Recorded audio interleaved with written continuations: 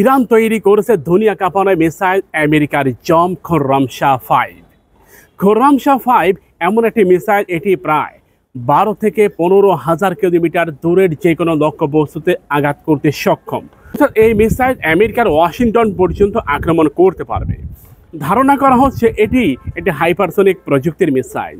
12 থেকে 15,000 কিলোমিটার দূরের যে কোনো লক্ষ্যবস্তুতে আঘাত করার মতো খোর্রামশাহ-5 এমন একটি মিসাইল যেটা প্রায় 2 কিলোটন ওয়ারহেড বহন করতে পারে। খোর্রামশাহ মিসাইলের গতি 15 থেকে 16,000 কিলোমিটার প্রতি ঘন্টায়, অর্থাৎ এটি মার্ক 16 স্পিডে ছুটতে সক্ষম।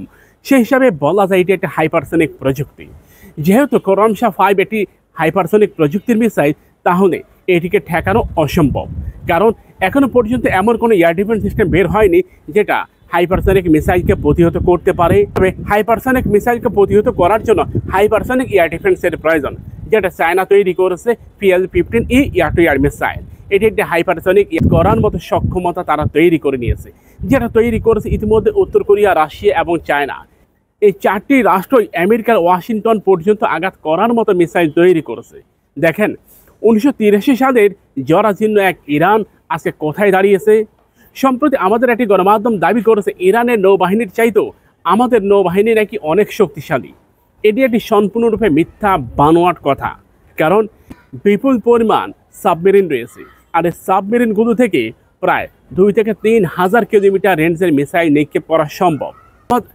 অথচ বাংলাদেশের মিসাইলের রেঞ্জ সর্বোচ্চ নৌবাহিনীর যেটা ব্যবহার করে এটা প্রায় 200 কিলোমিটার, আর কোথায় 2,000 কিলোমিটার, 3,000 কিলোমিটার রেঞ্জের মিসাইল রয়েছে ইরানের হাতে। বাংলাদেশের নৌবাহিনীর সাথে ইরানের নৌবাহিনীর তুলনা করাটা বোকামি ছাড়া আর কিচ্ছু নয়, কারণ ইরানের নৌবাহিনী, ইরানের বিপ্লবী গার্ড পুরোপুরি হরমুজ প্রণালীকে বন্ধ করে দিয়েছে।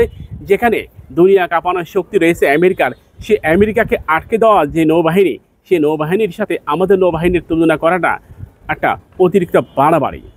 আমাদের নৌবাহিনীকে শক্তিশালী করতে হবে, এটা ঠিক। এটা হয়তো তারা বলতে পারে যে আমাদের নৌবাহিনীকেও ইরানের মতো শক্তিশালী হতে হবে, ইরানের মতো শক্তিশালী রাডার সিস্টেম ব্যবহার করতে হবে আমাদের নৌবাহিনীকে।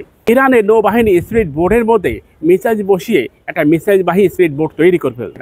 আমরা মনে করি আমাদেরও সক্ষমতা রয়েছে, আমাদের অর্থ আছে, সব কিছু রয়েছে। আমরা এটা বলতে পারি ইরানের চাইতেও আমাদের অর্থনৈতিক শক্তিটা একটু বেশি, এটা বলতে পারি।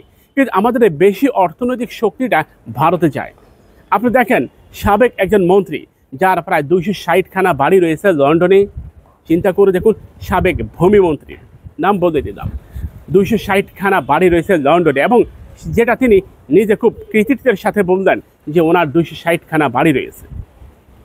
প্রিয় ভাইরা, ইরান আমেরিকার চোখে চোখ রেখে কথা বলে, আর আমরা আমেরিকার ভয়ে একটা মিসাইল কিনতে পারি না, একটা মিসাইল তৈরি করতে পারি না। আমরা ভারতের ভয়ে যেখানে যুদ্ধ বিমানে ক্রয় করতে পারি না, আমরা কথা বলতে আসি। আমাদের সামরিক সক্ষমতা রীতিমতো ভারত আটকে দিয়েছে। ভারত আটকে দিয়েছে কথাটা বলতে একটু ভুল হবে। আমাদের সক্ষমতা আমাদের 3 বাহিনীর প্রধান আটকে দিয়েছেন।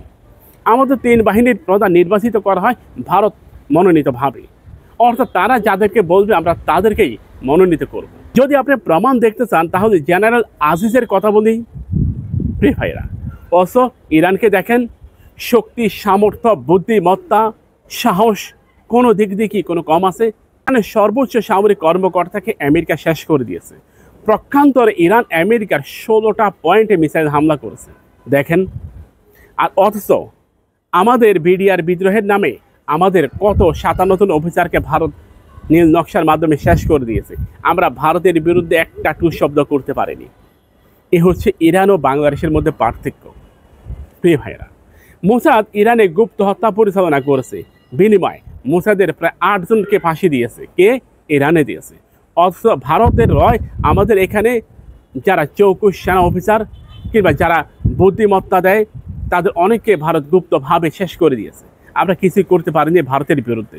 প্রিয় ভাইরা, তাই ইরানের শক্তি সামর্থ্যের দিকে আমাদের নজর দিতে হবে। এটিকে সাবস্ক্রাইব করুন এবং পাশে থাকা বেল বাটনে ক্লিক করে আমাদের সাথে যুক্ত হন।